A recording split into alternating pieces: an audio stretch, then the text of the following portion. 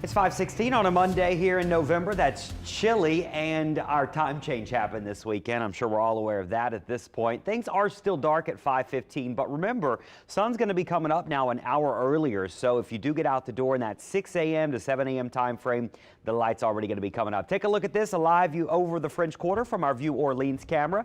Here's what today's sunrise and sunsets the time will look like. Sunrise is at 6:16 and your sunset is at 5:11. I think that's what so many people dread about this is, well, you're getting off from work and the time change means sun setting earlier. And by the way, we are back to regular time. We're no longer in daylight saving time with the change. Temperatures, it's chilly, 40s and 50s for most. Now, we did have a couple upper 30s north of the lake, still flirting with 39 or so in Bogalusa, Slidell, up in Poplarville and Picayune. South of the lake, we're in the mid 50s, and then down into the bayou, it's even chillier in the mid 40s. We've got 50s down and along the coast and even a 46. That's our cooler spot here south of the metro in Belle Chase. Today's going to be gorgeous though. Sunshine and highs in the upper 60s. So you're looking at that comfortable afternoon, especially in the shade, and the sun, it also feels quite nice. We're going to warm things up the rest of this week, and so our mornings will get less cold, our afternoons will get warmer. But this week really does look like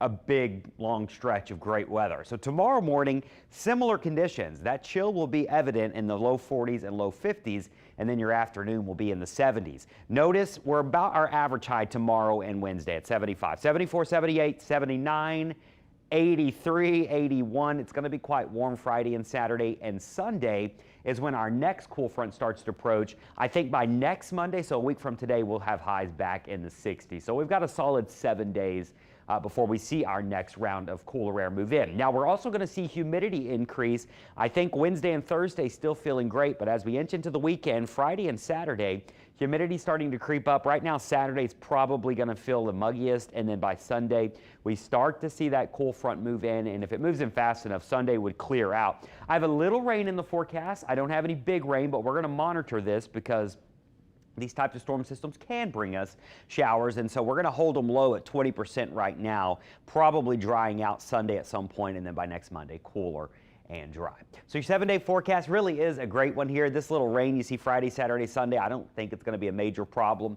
Temperature-wise, we're going to have our cool mornings in the 40s, eventually mostly in the 50s with even some 60s Friday into Saturday. We may need to start to watch for some patchy fog at times as we warm up and as we get some humidity in here. The water temperatures have cooled off in the lake at this point, and you can get fog this time of year. So that's what I'll be watching by the end of the week. For our boaters, it's looking great here too. Winds are finally relaxing after a breeze this weekend.